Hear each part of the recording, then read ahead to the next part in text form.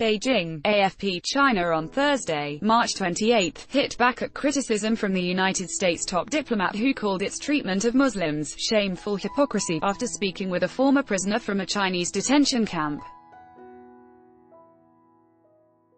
U.S. Secretary of State Mike Pompeo made the comment after meeting with Mirigal Tursun, a member of the Uyghur ethnic group who has spoken publicly in the U.S. about what she said was widespread torture in China's prisons for the minority group. Beijing claims the camps are vocational training centers that provide language classes and employment, steering locals away from extremism.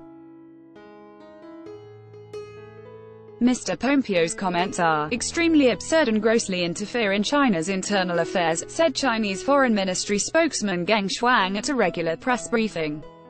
Currently, the overall situation in Xinjiang society is stable, and all ethnic groups get along harmoniously, he said. We urge the U.S. to respect the facts and stop the malicious smearing and groundless accusations against the Chinese side.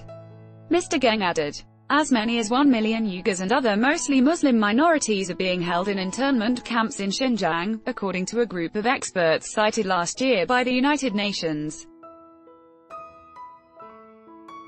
Former detainees say they were detained for simply following Islamic traditions, such as having a long beard or wearing a veil.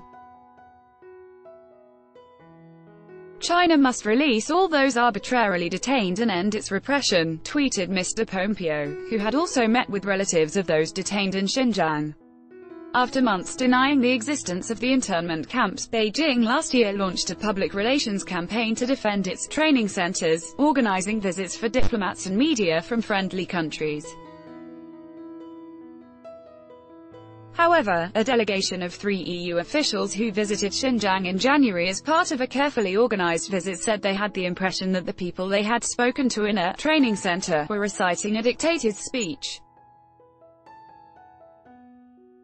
On Wednesday, Mr. Pompeo also criticized Beijing's trillion-dollar Belt and Road project after Italy decided to join China's Silk Road infrastructure initiative.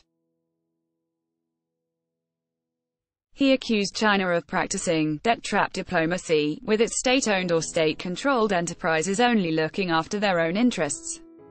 The U.S. side's statement is inconsistent with the facts, dismissed Mr. Geng. No country sinks into a so-called debt trap because of their cooperation with China.